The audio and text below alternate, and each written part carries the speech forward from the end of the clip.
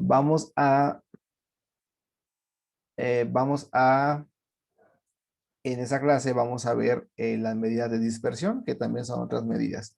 Sin embargo, cabe resaltar, les voy a hacer un diagrama en la que cuando terminemos de ver todas las medidas que tengo programadas en la materia, vamos a ver cómo están escalonadas porque pudiera haber alguna confusión en nuestras mentes si no hemos visto cosas del tema en la que no podamos todavía diferenciar sobre todas las medidas de tendencia, bueno, las medidas que vamos a utilizar. Recordemos que la estadística la vamos a dividir en dos grandes áreas, una para datos agrupados y otra para datos no agrupados. Ahorita estamos viendo solamente datos no agrupados. ¿Qué significa datos no agrupados y qué significa datos agrupados? Sencillamente la única diferencia, la pequeña gran diferencia que existe entre estos dos grupos es que cuando hablamos de datos agrupados, hablamos de tablas.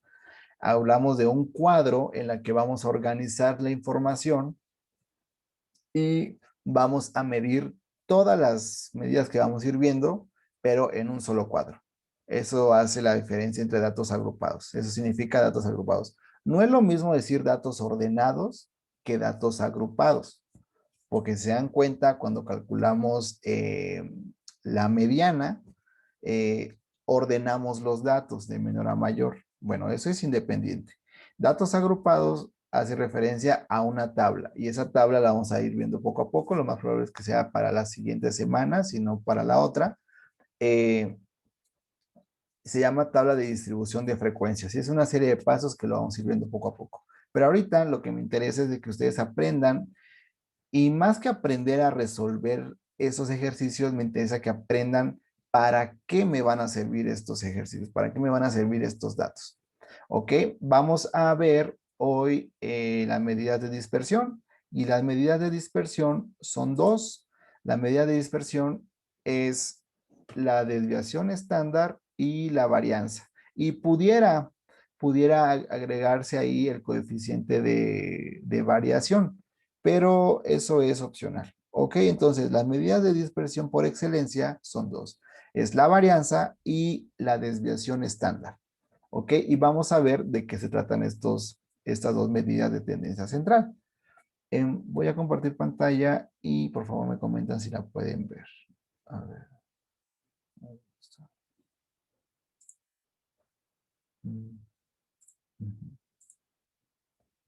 Ok.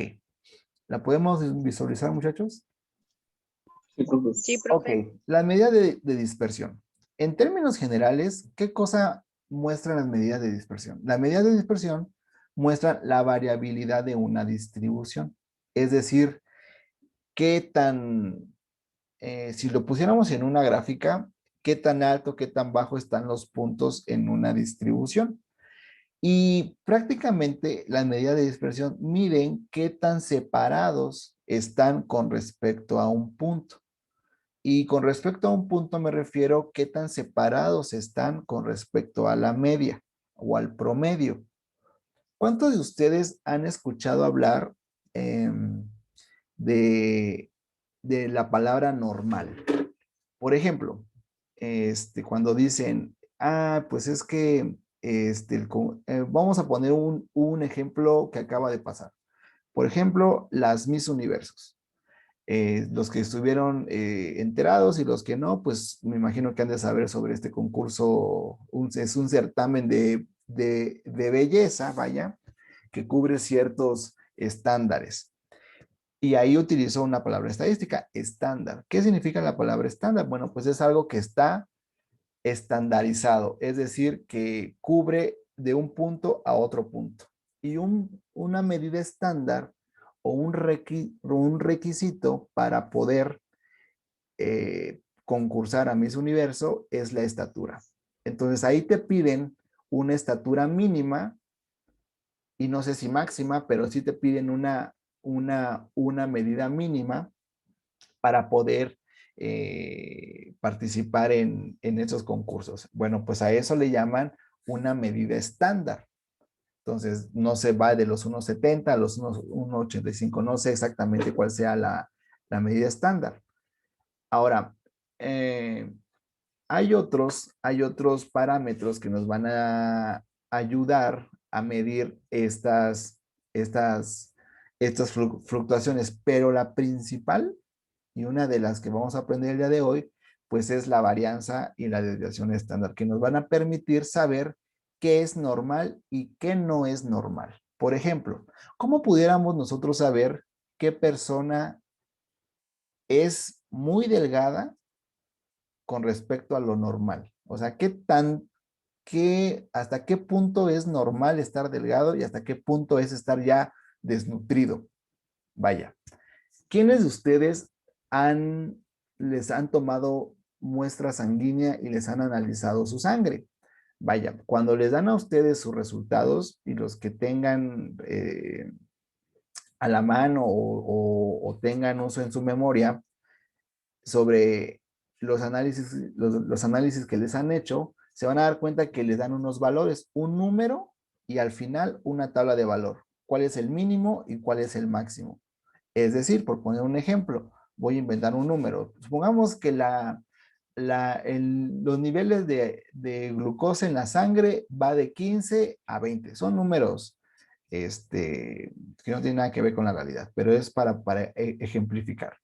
Que va de 15 a 20, eso es lo normal. Si tú estás en la escala del 16, 18, 19, pues se dice que tu nivel de sangre es normal. Pero si tú estás por arriba del 20 o por abajo del 15, entonces ya vienen otros problemas, entonces ya son indicativos. ¿Cómo surgen estos parámetros? Bueno, para eso está la estadística inferencial, que lo van a ver posteriormente, pero si se dan cuenta, existe un parámetro y este parámetro existe a través de la estadística. Y la estadística, ¿qué parte específica? Bueno, de la desviación estándar y de la varianza. Como le repetía, la varianza mide cuántos se separan los datos. Vaya.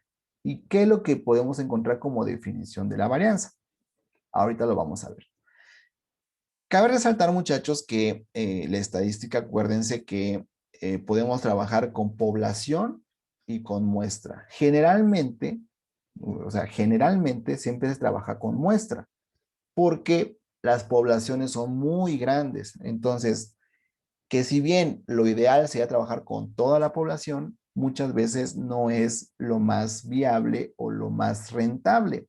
¿Por qué? Por cuestiones económicas, por cuestiones de tiempo, etcétera.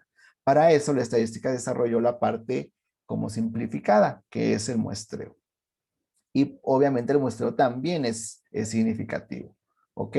Con un margen de error, pero sigue siendo estadísticamente correcto. La varianza, las fórmulas de la varianza son estas dos. Una para muestra y la otra para población. Dependiendo de la característica o de las indicaciones que tenga su ejercicio, van a utilizar estas dos fórmulas. Si el ejercicio les menciona población, es lógico que vamos a utilizar la fórmula de población. Si el ejercicio les pide una muestra de tamaño n desconocida, pues obviamente vamos a trabajar con esta fórmula. ¿Cuál es la diferencia? Prácticamente, muchachos, prácticamente la única diferencia es la división. En el caso de la población, vamos a dividir lo que tenemos acá arriba, que ahorita vamos a ver de qué se trata, entre la población. Es decir, si yo tengo una población de 10, vamos a dividir entre 10. Y en el caso de la muestra, vamos a dividir entre n-1. N-1 significa que a la población le vamos a restar 1. Entonces, si mi población es de 10, ¿entre cuánto voy a dividir? Pues entre 9. Nada más vamos a restarle. Cabe resaltar también, muchachos, que cuando hablamos de población, si ustedes se dan cuenta en los símbolos, en los símbolos que ya seguramente ya aprendieron, N mayúscula siempre hace referencia a población. Y me gustaría que todo esto lo fueran anotando. N mayúscula significa población. N minúscula significa el tamaño de la población, pero para la muestra. ¿Ok? En el caso del promedio, que lo vemos acá, como X barra, y aquí mu, significan promedio. Los dos significan promedio o media aritmética. Sencillamente se utilizan dependiendo de la naturaleza del ejercicio. Cuando hablamos de población, utilizamos mu. Y cuando utilizamos muestra, utilizamos X barra. Entonces, cuando identificamos cuando ponemos a cada una de estos dos símbolos, entonces aprendemos y reconocemos también la naturaleza del ejercicio. Al ver X barra, pues ya sabemos que vamos a hablar de un ejercicio que muy probablemente vaya a trabajar con muestra. Esto sería lo ideal, sería lo correcto. Sin embargo, podemos utilizar X barra cuando utilicemos población, pero es importante que nosotros aprendamos cómo y cuándo utilizar estas fórmulas. En el caso de la desviación estándar, muchachos, a pesar de que se ve muy aparatosa las fórmulas, que ahorita vamos a aprender qué significa, aunque se ven muy aparatosas, sencillamente nada más representan lo que nosotros hacemos con nuestras manos o con nuestra mente. ¿Ok? Al verlas, nosotros podemos representar lo que vamos a calcular. Y si ustedes se dan cuenta, la desviación estándar sencillamente es la raíz cuadrada de la varianza, independientemente de las dos. Si es en el caso de la población, si ustedes se dan cuenta, es la misma fórmula. Aquí utilizó X barra, es lo que les mencionaba. Es la población, pero ¿cómo sé que es población? Porque está dividiendo entre n completa. Si fuera n-1, pues sería muestra. Pero sencillamente es la raíz cuadrada. Entonces, ¿qué es lo que nos quiere decir? Que una vez que nosotros hayamos calculado la varianza, para poder calcular la desviación estándar, no es necesario volver a hacer todos estos cálculos, porque estos cálculos ya los hicimos previamente. Sencillamente, al resultado de la varianza, le realizamos la desviación estándar. La raíz cuadrada y encontramos el valor de la desviación estándar. Tan, tan. Ahí terminan los cálculos. Voy a compartirles esta página que encontré en internet que me parece de lo mejor en cuestión.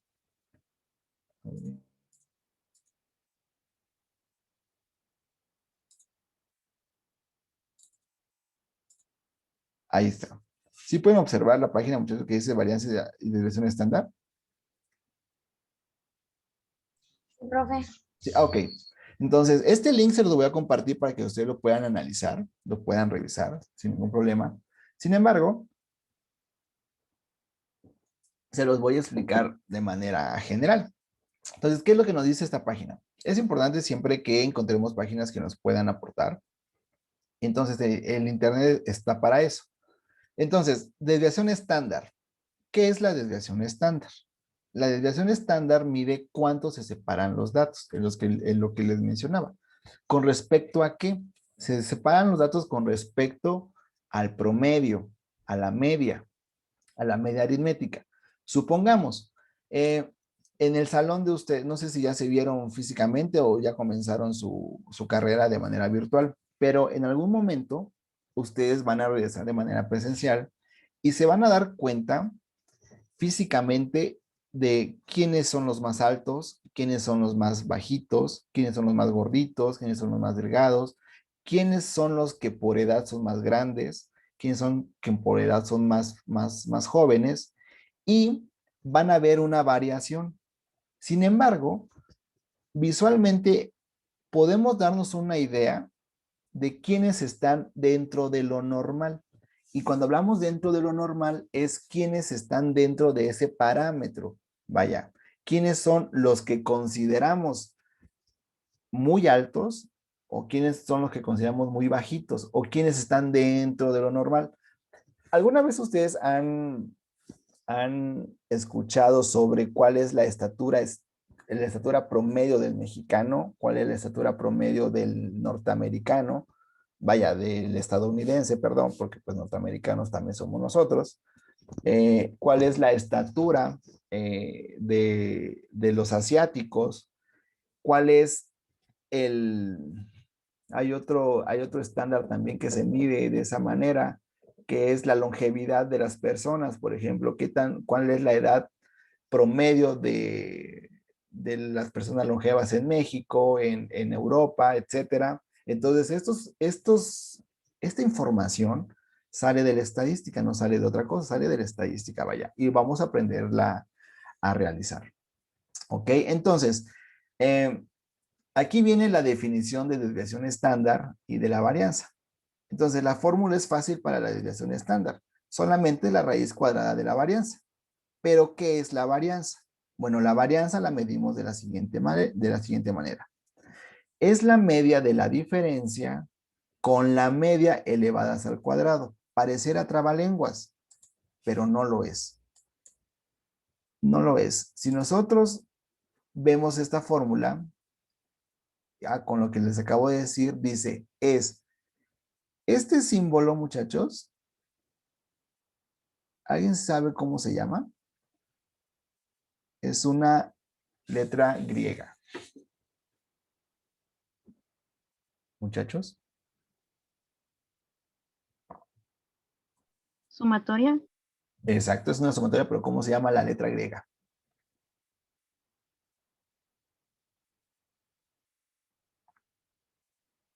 Vamos a aprender hasta griego también.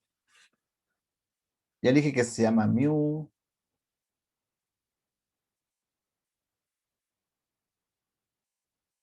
¿Cómo se llama, muchachos?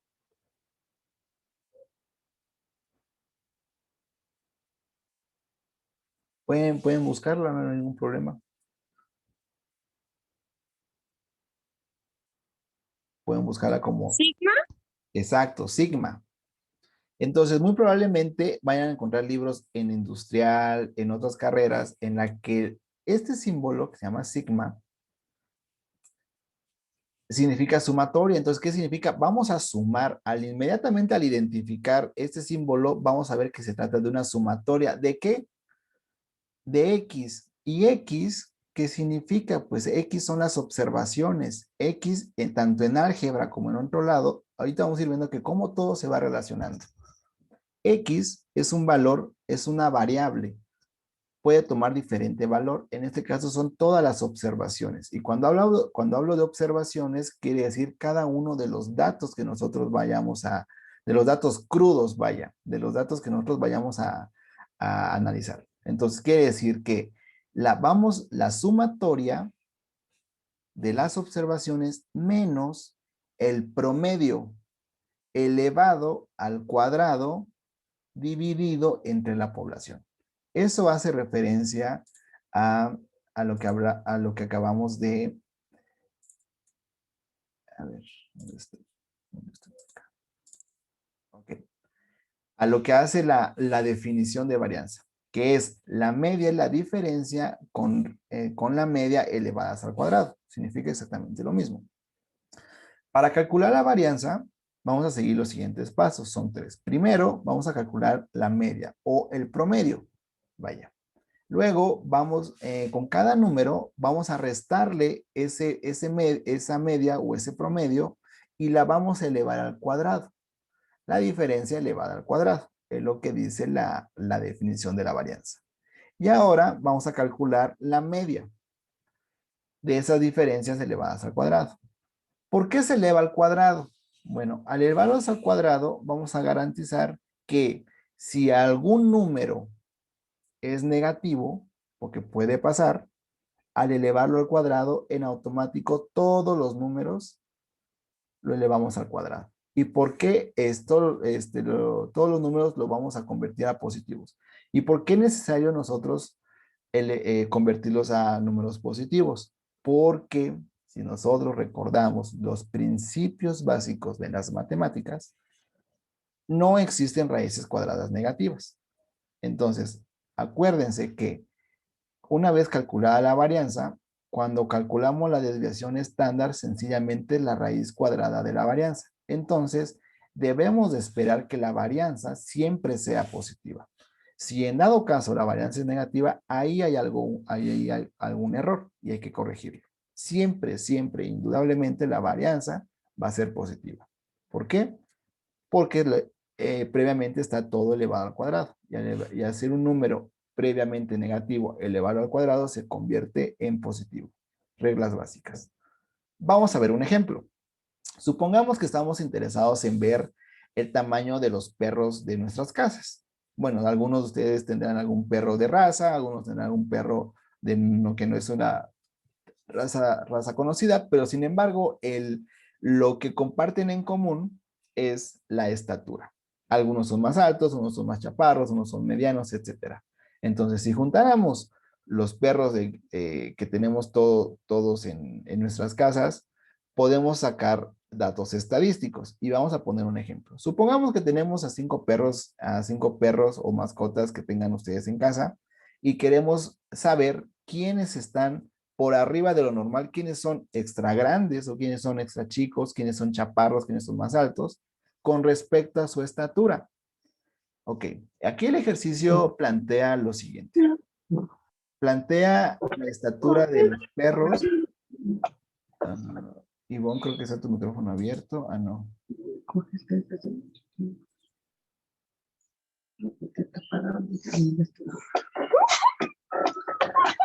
Es el de Manuel.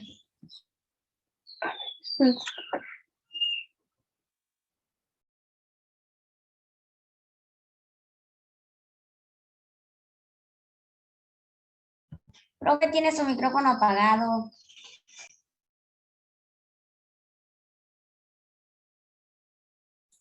Ya está. Ahí estoy ya. ¿Ya me escuchan? Ok. Ya. Gracias. Ok, entonces, con respecto a la estatura de los perritos. Supongamos que empezamos a medir a los perritos a la altura del lomo. Entonces, hay un perro que mide 600 milímetros, que 600 milímetros a convertidos a centímetros, recordemos que son 60 centímetros, ¿ok? 60 centímetros, algunos miden 47 centímetros, uno mide, no sé, 17 centímetros, 17 centímetros, y así vamos viendo las estaturas de los perros. ¿Qué es lo que vamos a hacer a continuación? Aquí en la página, me gusta mucho esta página porque explica paso a paso y de manera gráfica cómo podemos calcular la desviación estándar y la varianza.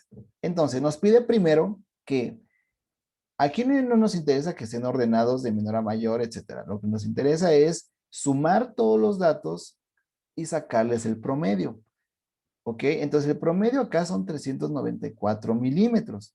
O sea que la altura promedio de estos perritos es 394 milímetros, o lo que sería prácticamente 40 centímetros. ¿Ok? Si lo redondeamos. Vamos a gráfico. Si nosotros obtuviéramos un promedio, el promedio estuviera acá, 394 milímetros. Estaría como por acá. La línea verde representa el promedio. ¿Ok?